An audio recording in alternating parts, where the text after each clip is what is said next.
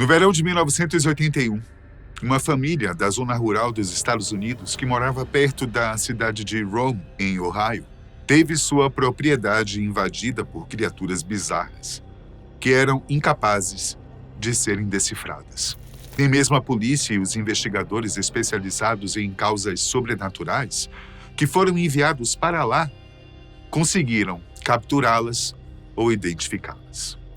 Os seres pareciam ser uma mistura mitológica, fantasmagórica e alienígena, que se manifestavam em corpos grotescos de animais de quase 4 metros de altura, algo inacreditável.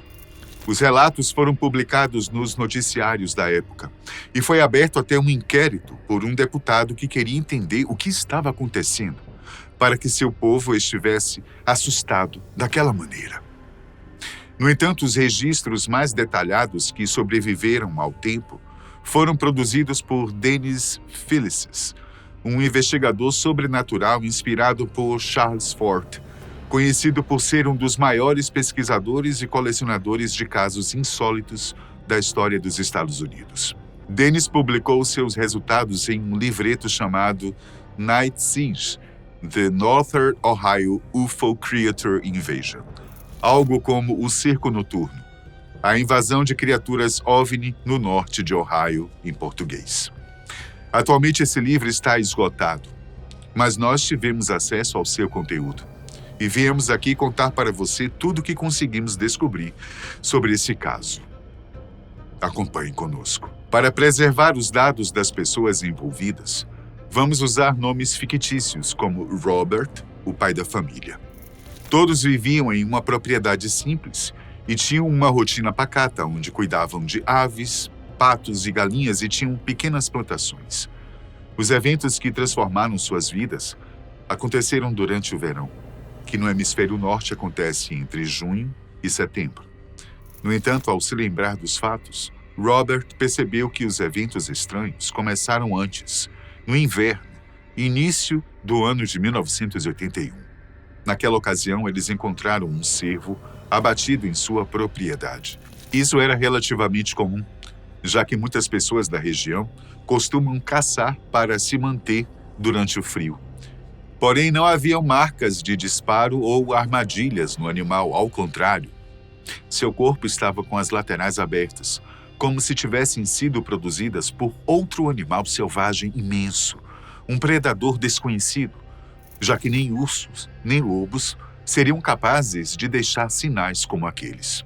O próximo evento bizarro aconteceu em maio, quando uma comitiva de homens Amish, um grupo tradicionalista religioso que mantém costumes antigos, chegou na propriedade de Robert para cortar algumas árvores. Eles trouxeram consigo quase 300 quilos de ração para sustentar os cavalos que iriam ajudar a transportar a madeira, mas no dia seguinte, quando voltaram ao local, todos os sacos estavam destruídos e esvaziados.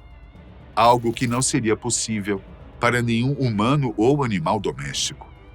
Os Amish não sabiam o que fazer com isso, mas continuaram a operação, levando porções de ração menores de acordo com a necessidade, até que certo dia, Robert ouviu alguns disparos de arma de fogo à noite. No dia seguinte, ele foi até o acampamento averiguar o que teria acontecido, mas foi surpreendido pelos homens que estavam desmontando as moradias temporárias para irem embora. Eles não quiseram explicar o motivo para saírem antes do previsto. E quando foram questionados sobre os disparos, disseram apenas que estavam atirando em cobras. Com a aproximação do verão, as coisas começaram a ficar ainda mais estranhas. Vários animais da fazenda passaram a desaparecer misteriosamente. Alguns deles foram encontrados depois, mas com seus corpos totalmente mutilados.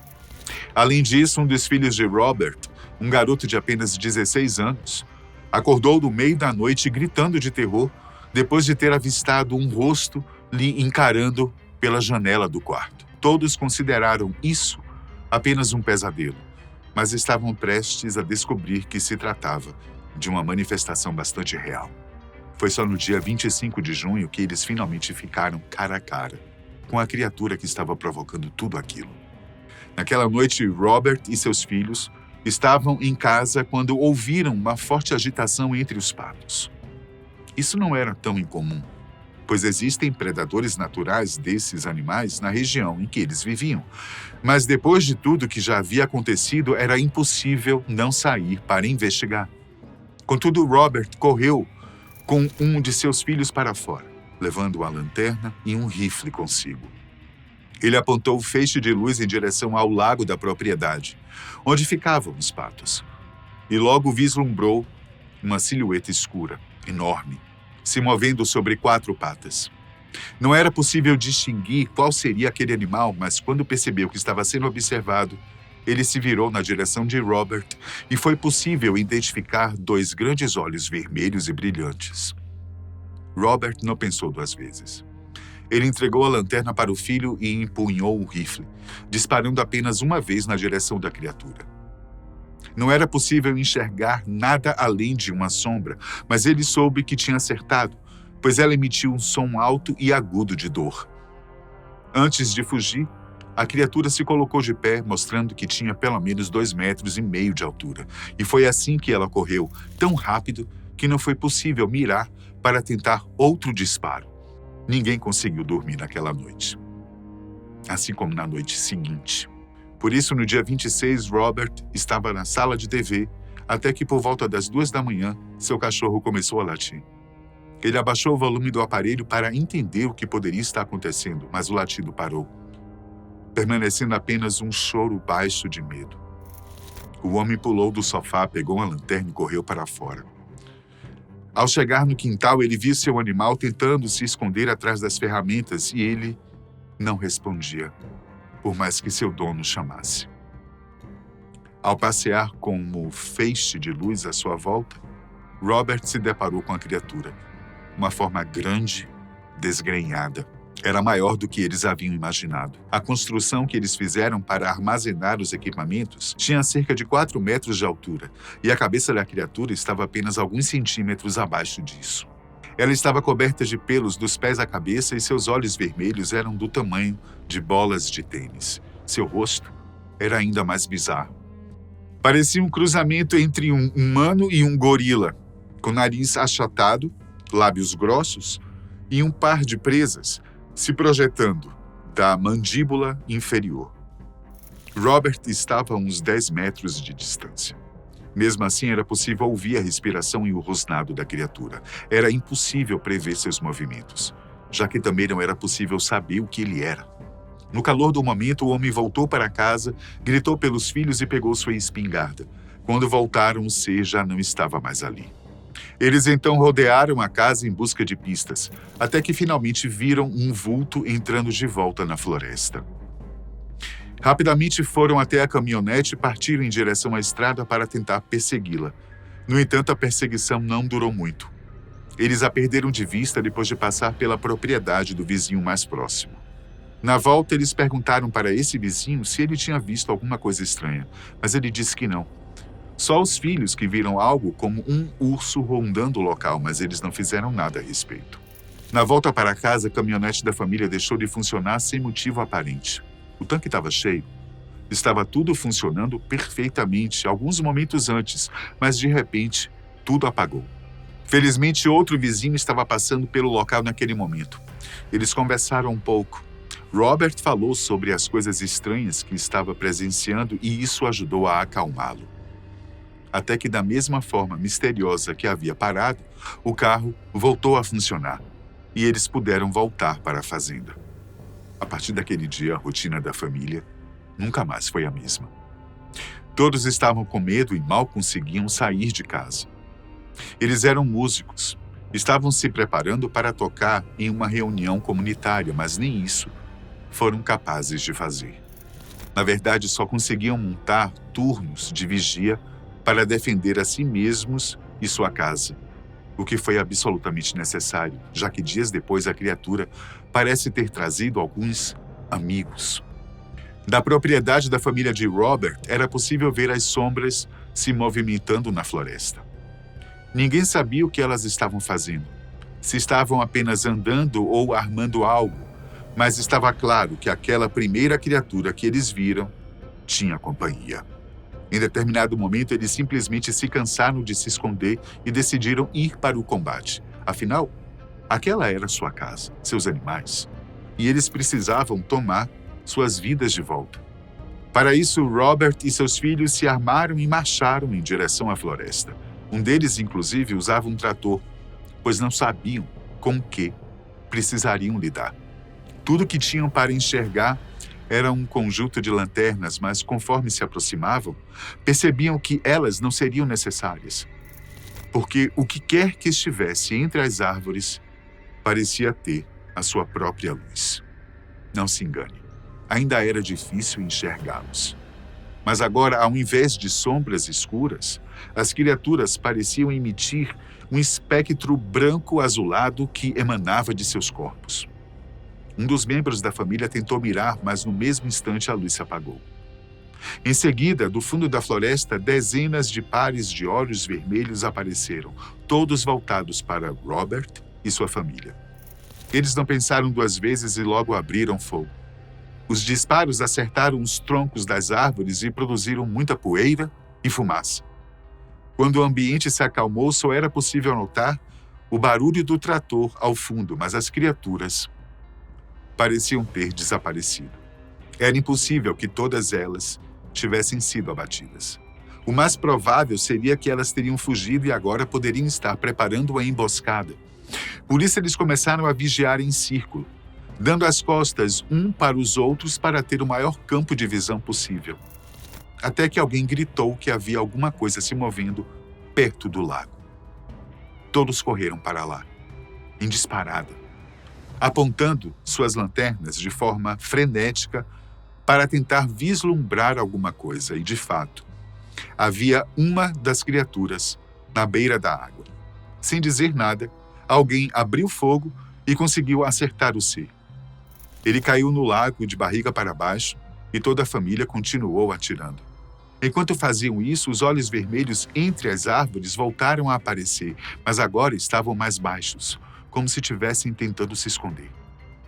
Quando pararam para recarregar, um desses par de olhos correu em direção ao lago e se lançou na água. Houve uma enorme comoção, barulho, agitação, mas quando eles finalmente conseguiram se recompor e apontar as lanternas naquela direção, tanto a criatura caída como a que foi ao seu resgate haviam desaparecido. Como já estavam quase sem munição, Robert e seus filhos aproveitaram que as criaturas pareciam se incomodar com as espingardas e decidiram voltar para casa. Chegando lá, eles montaram turnos de vigia novamente, todos vidrados nas janelas durante a noite toda, mas ninguém foi até lá incomodá-los. É nesse momento que Dennis Phyllis entra em cena. Ele estava indo a uma reunião em Washington quando ouviu os rumores sobre o que estava acontecendo naquela pacata região de Ohio. Por isso, cancelou seus compromissos e foi rapidamente para lá, pois era uma oportunidade única de investigação sobrenatural. Quando ele chegou, a primeira coisa que Dennis quis fazer foi procurar pegadas, e de fato, ele as achou. Elas eram absolutamente bizarras. Tinham 3 dedos, eram redondas e se distanciavam cerca de 1,8 metros uma das outras, sendo que esta deveria ser a medida de sua passada.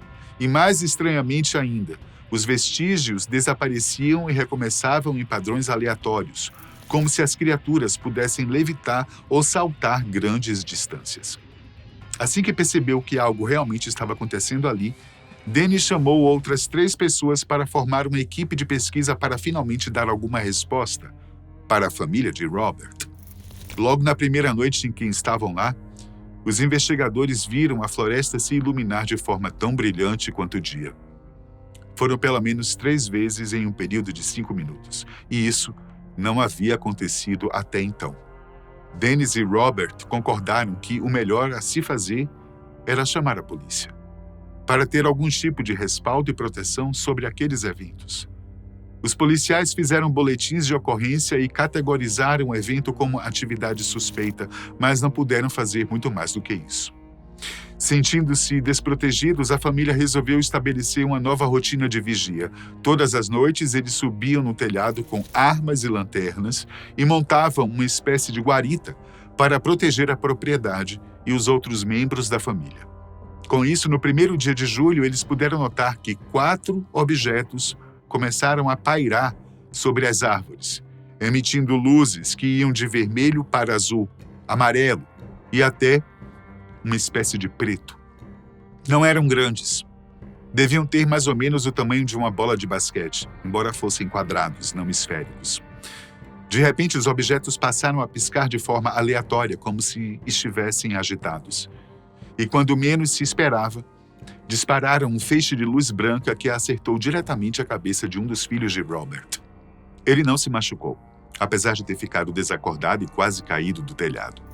Pouco tempo depois, ele recobrou a consciência, mas não se lembrava de nada, apenas sentindo fortes dores de cabeça. A família voltou para casa e continuou fazendo a vigília de lá, onde era mais seguro. Encontros estranhos como esses continuaram ao longo dos dias, sendo que nada pudesse ser feito. Os investigadores até tentaram montar armadilhas para capturar um exemplar dessas criaturas, mas os seres não eram tão ingênuos como eles pensavam. E logo descobriram a tramóia, desativando todos os dispositivos que haviam sido espalhados pela propriedade. Temendo por sua segurança e de sua família, Robert resolveu se mudar. Algum tempo depois, ele entrou em contato com os vizinhos para saber se aqueles eventos estranhos ainda estavam acontecendo, mas todos negaram veementemente, como se tudo aquilo, de alguma forma, estivesse conectado a Robert e seus filhos. Mesmo não havendo provas contundentes, como fotos ou amostras dos espécimes, Dennis Filices decidiu publicar os fatos colocando sua própria reputação em risco. Os exemplares se esgotaram rapidamente e as pessoas parecem ter se interessado pelo caso, mas pouco ou quase nada foi feito a respeito, e o caso acabou caindo no esquecimento ao longo dos anos. Para você, será que isso realmente aconteceu ou foi só história para boi dormir? Eu tenho minhas dúvidas, mas eu não coloco minha mão no fogo, não. Até a próxima.